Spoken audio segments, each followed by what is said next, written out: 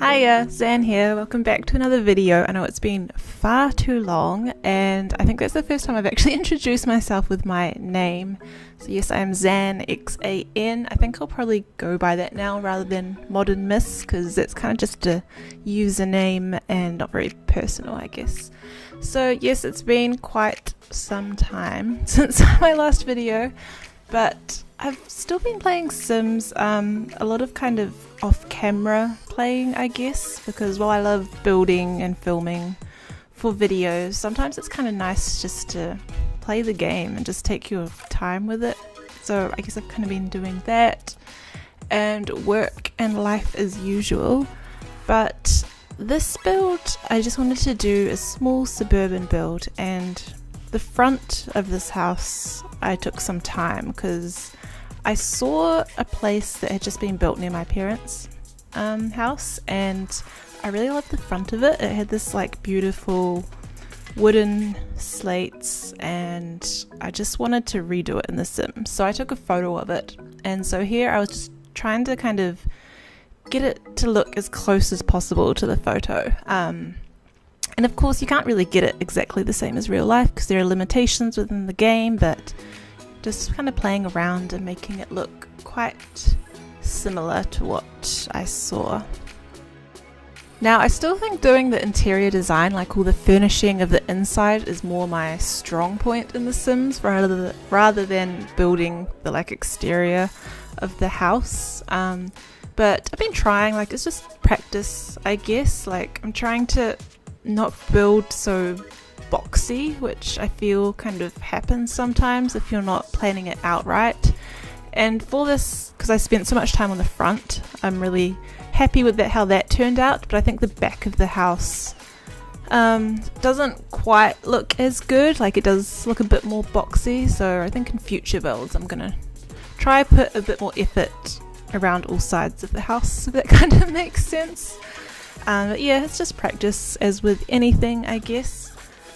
But this week, I just found out today, because it's Monday, that I'm on a 40-hour work week, which I think is the first time that's ever happened, because I'm a contractor and usually we have 50-hour weeks, so 10 hours a day. I think I go on about that in my videos, but anyway, having just like an extra 10 hours for this week is really exciting because I can have some time to put my videos together and do the voiceovers and whatnot, so I'm quite happy about that. The only thing is when you're a contractor, you're not going to get paid for those hours you're not doing, and I'm actually going on holiday next week, so next week I'm not going to have any pay, so that's the only downside I guess, but I'm just going to make the most of it, of the bit of extra time.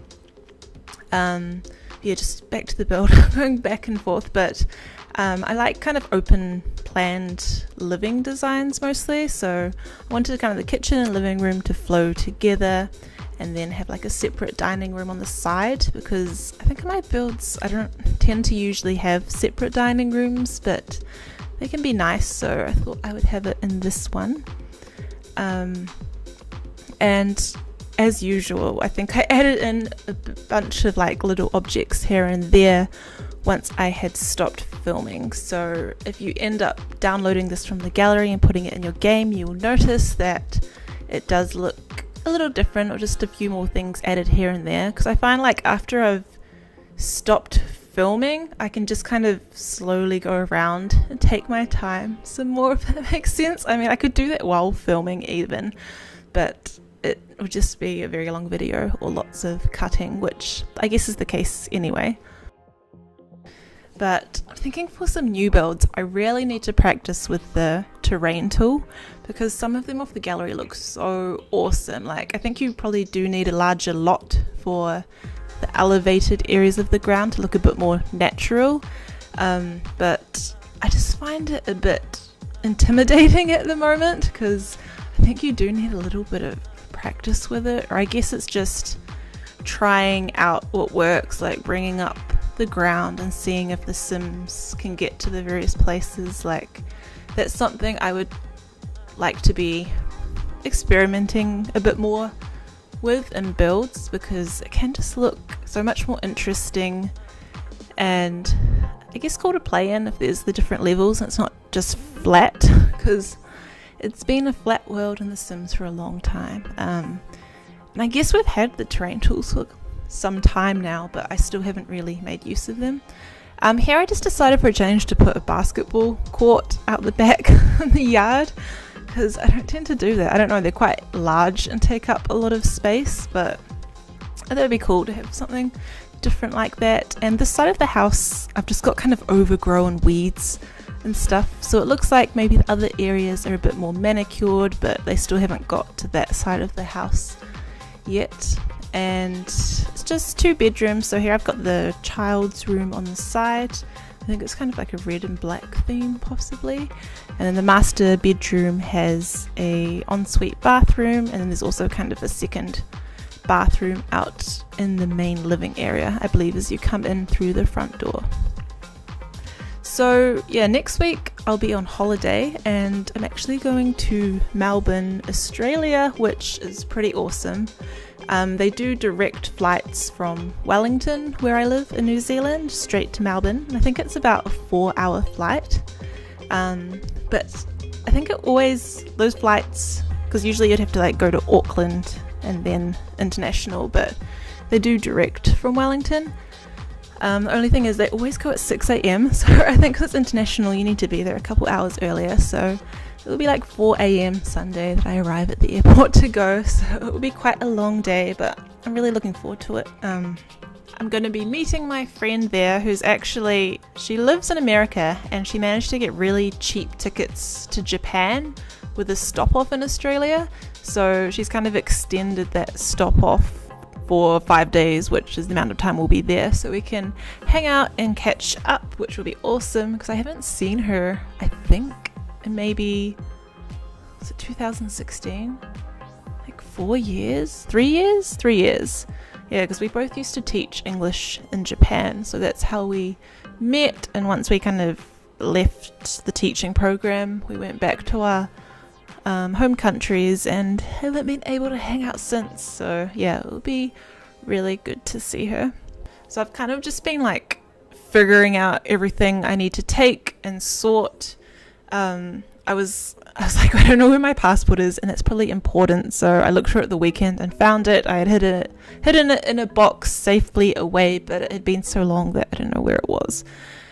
Also I ordered some Australian dollars from the bank, and it ended up being kind of weird. Like, the amount I ordered, like, I went there and it was already sealed and she handed it to me and I had to sign something, and like I should have asked the lady to count it in front of me. Like, that's what they usually do at the bank, right? When they're handing you over money, like they count it in front of you, but I'm hardly ever at the bank and wasn't really thinking, so I just took it and went home. And then I got an email at work in the afternoon, and it was like, we gave you 200 Australian dollars too short, we're really sorry, so we've deposited that money back into your account. And so I was like, okay, it's kind of a big mistake for a bank to make. Like, yeah, they definitely should have counted it in front of me, and next time I will ask for them to do that if they don't. I don't know, so that was kind of weird. But the amount they refunded me, like, they always put conversion fees on it. I'm sorry, this is probably getting really boring. I'll get back to the bill in a second.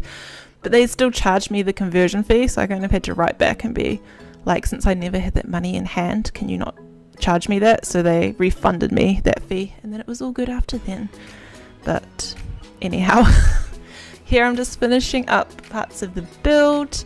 Hopefully the audio of this voiceover isn't weird, because I'm using a new mic and still need to kind of play around with the settings a bit.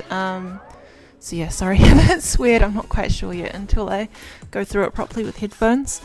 Yeah, I was just finishing off the living room, and the kind of fake garage at the front I just used as a laundry room, and I think the exterior of the garage changes as well in the final build, which you will see in some pictures soon.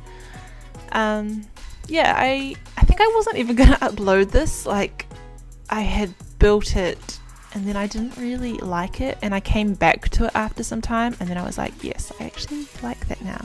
So here are some screenshots. I hope you enjoyed this. Sorry for the wait between videos. I'll have another one up before I go to Melbourne. But thank you for watching, and I'll talk to you soon. Bye.